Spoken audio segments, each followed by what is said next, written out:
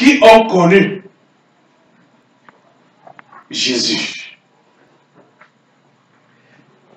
Et votre amour pour lui, votre premier zèle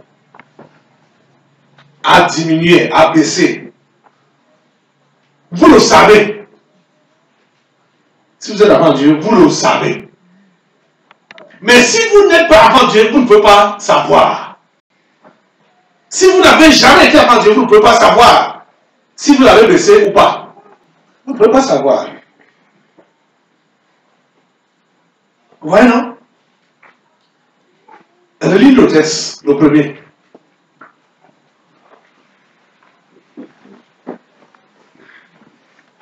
Et puis à l'ange de l'église d'Éphèse, voici ce que dit celui qui tient les 7 étoiles dans sa main droite, celui qui marche au milieu des 7 chandeliers d'or. Je connais tes œuvres, ton travail et ta persévérance. Je sais que voilà, je connais tes œuvres, ton travail et ta persévérance. Voilà, tes œuvres, ton travail et ta persévérance. Cela n'a pas manqué encore, hein? Les œuvres sont encore là. Hein? Le travail, la persévérance. Continue. Je sais que tu ne peux supporter les méchants. Voilà. Que tu as éprouvé ceux qui se disent apôtres, et qui ne le sont pas.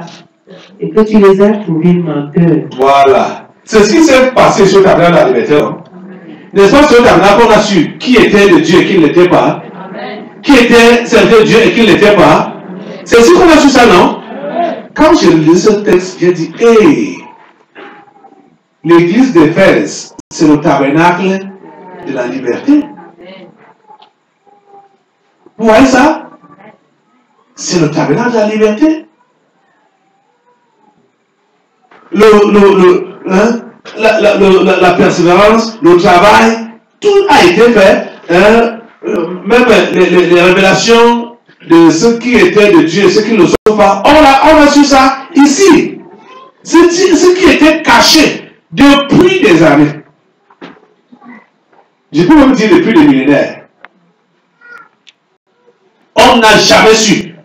Moi, je n'avais jamais su que quelqu'un peut dire qu'il parle en langue et il est un faux prophète. On lui casse le derrière. Je ne pouvais jamais imaginer ça. Qui peut imaginer ça? Hein? Ça, c'était inimaginable. Inimaginable.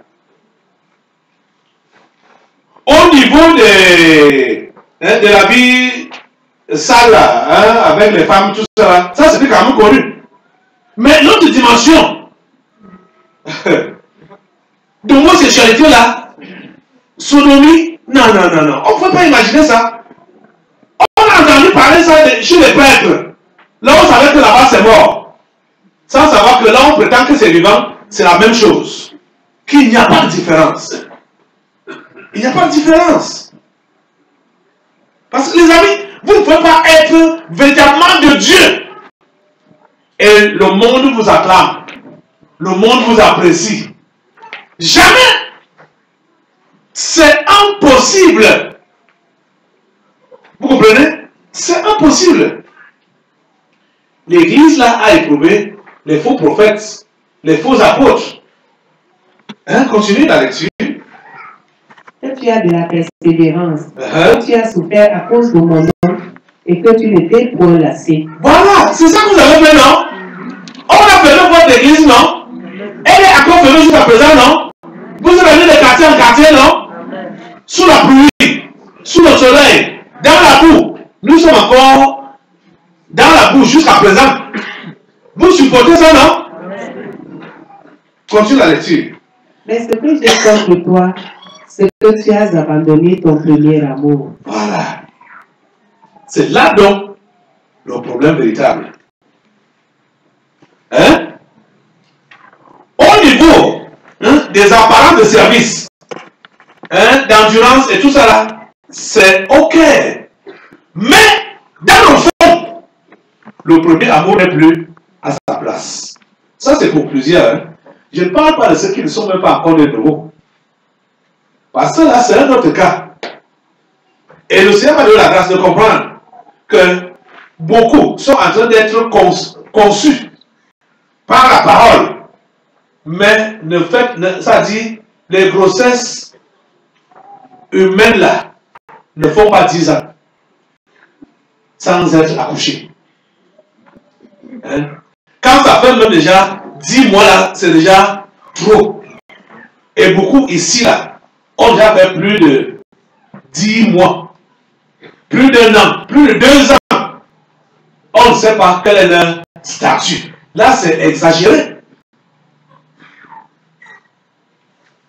Vous comprenez, non? Là, c'est exagéré. On continue. Souviens-toi donc d'où tu es tombé. Répands-toi et pratique tes premières œuvres. Sinon, je viendrai à toi et j'ôterai ton chandelier de sa place à moins que tu ne te répandes. Voilà. S'il n'y a pas de repentance, qu'est-ce qui va se passer? Il va enlever le chandelier. C'est la lumière. Hein? Et on a vu que l'Éternel est ma lumière et bon. Et si la même chandelier, ça veut dire quoi? Lui-même, il s'est retiré. Vous voulez que le Seigneur se retire de nous? Non. C'est là donc où chacun doit repenser. Ceux qui sont effectivement de nouveau là, chacun doit repenser à son premier amour, son premier zèle. Beaucoup étaient interpellés ici par rapport à ce qu'ils ont ils ont abandonné l'intercession, ils ont abandonné la lecture de la Bible, ils ont abandonné la prière. Ils ont abandonné les prières, les gens en commun ici, hein, qui se passe ici à l'église. Parce que vous savez, c'était l'une de leurs raisons de fermer la salle de l'église qui est là derrière, que nous dérangeons les gens, nous prions jour et nuit. Parce qu'ils ont parlé de nuisances sonores, diurnes et nocturnes. Ouais, pour empêcher qu'on ne puisse prier ici, là. Les prières ont continué. Et vous avez compris comment Julien a dit que eux, ils ont cru fermer la maison, le bâtiment. Fermer le bâtiment n'est pas fermer l'église. L'église est fermée si toi tu abandonnes ton premier amour. Hein? Vous comprenez? Depuis plus d'un an aujourd'hui, vous avez regardé, relisez bien l'histoire là. Quand on a lu ça dimanche passé, on n'est pas descendu à notre niveau. On a vu le voir maintenant là. Mais en réalisant ce je comprends que ça s'adresse directement à nous. À nous. C'est une expérience que le tabernacle de la liberté a connue. Vous comprenez? Ça, c'est quelque chose qui nous concerne. C'est pourquoi j'ai dit que, en lisant ça, il faut également lire. On va repartir dans Luc, chapitre 9, et Jésus a dit des propos là. Mais quand on voit dans le naturel, on se dit que ça n'a pas eu lieu.